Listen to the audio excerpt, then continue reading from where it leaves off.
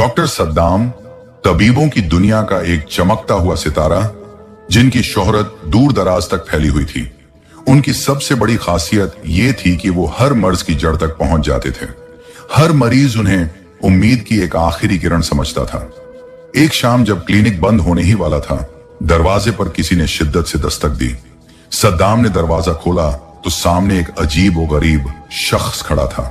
चेहरा जर्द, आंखों में खौफ और लबों पर कांपती सी इल्तिजा। डॉक्टर साहब, मुझे बचा लीजिए। उसकी आवाज जैसे किसी तूफान के दरमियान आई एक टूटी हुई पुकार हो। डॉक्टर ने उसे अंदर बुलाया, पानी का गिलास पेश किया और नरमी से पूछा, क्या हुआ, इतना परेशान क्यों हो? शख्स ने जो कहा उसे सुनकर डॉक्टर सद्दाम के होश उड़ गए। डॉक्टर साहब, मैं प्रेग्नेंट हूं। सद्दाम की आंखें हैरत से फैल गईं। क्या बक रहे हो? तुम अपने होश और हवास में तो हो? हाँ डॉक्टर साहब, पूरी होशियारी में कह रहा हूं। पहले मुझे भी वहम हुआ, मगर अब तो मेरी हालत दिन ब दिन बदल रही है। उल्टियां हो रही हैं, पेट बढ़ता जा रहा है। जो कुछ भी हो रहा है वो सब कुछ वैसा ही है जैसा औरतों के साथ होता है जब वो मां बनने वाली होती हैं। डॉक्टर सद्दाम सन्न रह गए। साइंस के हिसाब से यह नामुमकिन था, मगर सामने बैठे शख्स की हालत कुछ और ही कहानी सुना रही थी। क्या वाकई ये मर्द हामिला था या फिर किसी खौफनाक हकीकत का पर्दा उठने वाला था? डॉक्टर ने गहरी सांस ली और कहा, राजू, ये मुमकिन नहीं है। मर्द कभी हामिला नहीं हो सकता। शायद तुम्हें कोई और बीमारी हो। पहले तफ्तीश करनी होगी। राजू की आंखों से आंसू बह निकले। आप यकीन नहीं करेंगे, लेकिन मुझे भी पहले ऐसा ही लगा था। अब तो मुझे अपने वजूद पर शक होने लगा है। मेरे अंदर कुछ है, कोई चीज जो जिंदा है। डॉक्टर ने स्टेथोस्कोप उठाया और राजू के पेट पर रखा। कुछ लम्हों के बाद उनका चेहरा जर्द पड़ गया। या अल्लाह, ये कैसे मुमकिन है? जो आवाज उन्होंने सुनी वो किसी आम दिल की धड़कन नहीं थी। वो एक अलग किस्म की धड़कन थी, जैसे किसी परछाई की। राजू का बदन पसीने से तर हो गया। मैंने कहा था ना डॉक्टर साहब, मेरे अंदर कुछ पल रहा है, लेकिन ये इंसान है या कुछ और, मुझे नहीं मालूम। डॉक्टर ने फौरन टेस्ट कराने का फैसला किया। मुझे अल्ट्रासाउंड करना होगा। मुझे इस बात का साइंटिफिक जवाब चाहिए। मशीन ऑन हुई। जेल लगाकर प्रोब रखा गया। स्क्रीन पर धीरे धीरे एक धुंधली सी सूरत उभरने लगी और फिर डॉक्टर सद्दाम का हाथ कांपने लगा। या रब, ये क्या है? स्क्रीन पर जो था वो किसी इंसानी बच्चे जैसा तो लगता था, मगर उसका जिस्म टेढ़ा मेढ़ा था, जैसे किसी अनजान मखलूक का साया उसमें उतर आया हो। राजू कांपते हुए पूछ बैठा, डॉक्टर साहब, सच बताइए, क्या ये बच्चा है? सद्दाम की आंखें हैरत और खौफ से फैल गईं। नहीं राजू, ये कोई आम बच्चा नहीं है।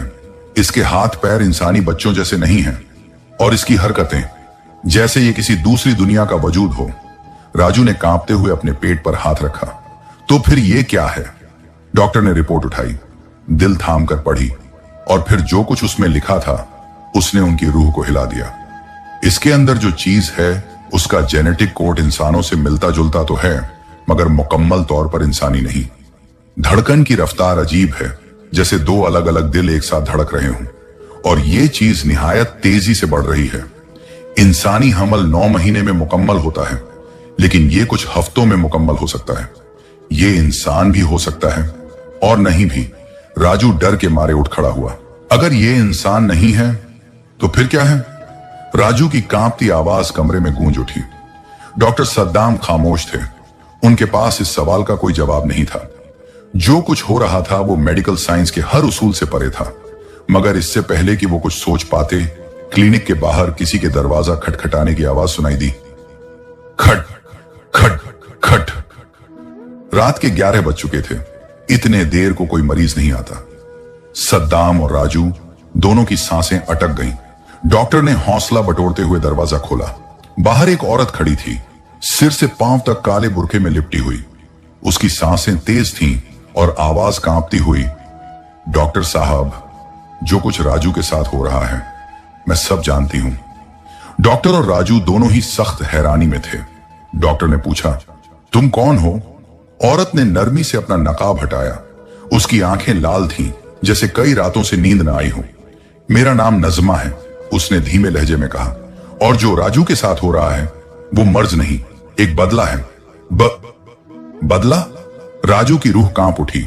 नजमा अंदर आई और कांपते हाथों से कुर्सी थामी। उसने गहरी सांस ली। ये सब कुछ उसी रात शुरू हुआ था जब तुमने उस जगह कदम रखा जहां तुम्हें हरगिज नहीं जाना चाहिए था। राजू के चेहरे से रंग उड़ गया। कौन सी जगह? वही नसीब की कोठी। ये नाम सुनते ही डॉक्टर और राजू दोनों के रोंगटे खड़े हो गए। नसीब की कोठी? डॉक्टर ने हैरानी से दोहराया। ये नाम तो कभी सुना ही नहीं। नजमा की आंखों में खौफ उमड़ आया। उसने नीची नजर कर कहा, डॉक्टर साहब, वो कोई आम हवेली नहीं थी। वहां बरसों पहले एक औरत रहा करती थी, रजिया बेगम। बेहद खूबसूरत मगर बदनसीब। उसकी कोख कभी आबाद नहीं हुई। कहते हैं उसने खुदा से ऐसी दुआ मांगी जो कभी मांगी ही नहीं जानी चाहिए थी। कैसी दुआ? राजू ने घबराई हुई आवाज में पूछा। उसने औलाद की दुआ नहीं मांगी। उसने ये मांगा था कि चाहे जैसे भी हो वो मां बने, फिर चाहे कायनात के कानून ही क्यों न टूट जाएं। डॉक्टर सद्दाम को यह सब किसी अफसाने जैसा लग रहा था, मगर राजू की आंखों में अब भी खौफदारी था। एक रात रजिया बेगम गायब हो गई। नजमा की आवाज में एक ठंडक थी और कुछ महीनों बाद उस वीरान हवेली से बच्चे की चीखें सुनाई देने लगी। किसी ने उसे देखा नहीं, मगर कहते हैं वो बच्चा इंसानी नहीं था। राजू अब कांपने लगा। सद्दाम ने उसकी ओर सवाल भरी नजरों से देखा। राजू, तुम वहां गए क्यों थे? राजू के होंठ सूख चुके थे। मैं बस यूं ही चला गया था। मुझे लगा जैसे कोई चीज मुझे अंदर खींच रही हो। और वहां एक परछाई थी, उसने मुझसे कुछ कहा था, मगर अब मुझे याद नहीं। नजमा ने गहरी नजर से उसे देखा। तुम भूल नहीं रहे राजू, तुमने वहां कुछ किया था और अब वो चीज तुम्हारे अंदर पल रही है। राजू ने सिर झुका लिया। नहीं, ये सब बकवास है। मैं मर्द हूं, मेरे साथ ये सब कैसे हो सकता है? नजमा ने एक लंबी सांस ली। जो कुछ तुम्हारे साथ हो रहा है राजू, वो तिब्ब से परे है। उसे सिर्फ साइंस से नहीं समझा जा सकता। डॉक्टर सद्दाम अब भी बेचैन थे। उन्होंने राजू की मेडिकल फाइल दोबारा उठाई और उनकी आंखें चौंधिया गईं। या खुदा, वे बुदबुदाए। क्या हुआ डॉक्टर? राजू ने घबराकर पूछा। सद्दाम ने धीरे से रिपोर्ट उसकी ओर बढ़ाई। राजू, तुम्हारे जिस्म में कुछ ऐसे हार्मोन एक्टिव हो गए हैं जो सिर्फ एक हामिला औरत में होते हैं। तुम्हारा जिस्म अब एक औरत की तरह बर्ताव करने लगा है। कमरे में सन्नाटा छा गया। अब सवाल यह नहीं था कि क्या यह हकीकत है, सवाल यह था कि राजू के अंदर पल रही वो चीज कौन है। राजू की आंखें हैरानी से फैल गईं। नहीं, ये झूठ है। वो झटके से उठा, मगर तभी एक तेज मरोड़ उसके पेट में उठा और वो चीखता हुआ जमीन पर गिर पड़ा। उसके पेट में अजीब सी हरकत होने लगी थी, जैसे कोई चीज अंदर ही अंदर सरक रही हो। जिंदा थी और जाग रही थी। डॉक्टर साहब, नजमा चीख पड़ी, यही है वो जो राजू के साथ हुआ है। वो अब मुकम्मल रूप ले चुका है। डॉक्टर सद्दाम ने फौरन उसे उठाकर बेड पर लिटाया। उसकी पेशानी पर पसीने की लकीरें थीं। हमें कुछ करना होगा अभी, वरना क्या डॉक्टर? राजू दर्द से तड़पते हुए चिल्लाया। डॉक्टर खामोश हो गया। उसके लब्बों पर ताला पड़ गया था। यह मामला अब इल्म तिब्ब से बहुत आगे का था। क्या यह कोई अलौकिक असर था या फिर किसी नजर की सजा? मगर एक बात यकीनी थी, जो कुछ राजू के अंदर पल रहा था वो अब अपने अंजाम के बहुत करीब था। राजू कराह रहा था। उसका पेट जैसे किसी अजाने साए की हरकतों से कांप रहा था। डॉक्टर ने स्टेथोस्कोप लगाया, मगर जो आवाज उसने सुनी उससे उसकी रूह कांप गई। या अल्लाह! उसने सरसराहट और धड़कनों की एक ऐसी रफ्तार महसूस की जो इंसानी नहीं लगती थी। राजू ने कांपती आंखों से नजमा की तरफ देखा। तुम कहती थी मैंने कुछ किया, मगर क्या? आखिर क्या किया था मैंने? नजमा की आंखों में एक अजीब सा रहस्य था, डर और अफसोस का संगम। तुमने छू लिया था कुछ ऐसा जिसे छूना हराम था। राजू की यादें अतीत में उलझने लगी। 4 महीने पहले शराब के नशे में धुत वो और उसके 2 दोस्त, वो पुरानी हवेली, वो वीराना कमरा और बीच कमरे में पड़ा एक लकड़ी का झूला। राजू की सांसें तेज हो गईं। मैंने बस झूले को धक्का दिया था। नजमा की आंखों से आंसू बह निकले। वही झूला जहां रजिया बेगम ने अपनी आखिरी सांस ली थी, जहां उसने अपना अधूरा ख्वाब छोड़ा था। डॉक्टर सद्दाम कांपते हुए बोले, तो मतलब जो रजिया बेगम चाहती थी वो अब राजू की कोख में पल रहा है? नजमा ने धीमे से सर हिला दिया। राजू की शर्ट पसीने से तर हो चुकी थी। उसके पेट में कुछ उभरने लगा था, जैसे कोई चीज बाहर आने की कोशिश कर रही हो। डॉक्टर बचा लीजिए मुझे, ये चीज मुझे खा जाएगी। डॉक्टर ने झटपट इंजेक्शन निकालना चाहा। धक धक धक धक। राजू के पेट से किसी के दरवाजा पीटने की आवाज आई। धक धक धक। पूरे क्लिनिक में राजू की चीख गूंज उठी। डॉक्टर और नजमा दोनों के रोंगटे खड़े हो गए। या खुदा, ये क्या माजरा है। सद्दाम के हाथ से इंजेक्शन गिर पड़ा। राजू बेड पर तड़प रहा था। उसकी आंखें सुर्ख हो चुकी थीं। उसके पेट की चमड़ी खींचने लगी थी, जैसे अंदर से कोई रूह, कोई साया बाहर आने को बेताब हो। बचाइए डॉक्टर, मेरी जान जा रही है। उसकी आवाज में सिर्फ दर्द नहीं था, बल्कि ऐसा खौफ भी था जो इंसान को जीते जी मार दे। नजमा ने कांपते हाथों से अपना दुपट्टा कस लिया और कलमा पढ़ना शुरू कर दिया। हमें इसे रोकना होगा, वरना वो चीज बाहर आ जाएगी। डॉक्टर सद्दाम का जहन सुन्न हो गया था। मगर कैसे? ये कोई मेडिकल केस नहीं है, ये कोई और ही केस है।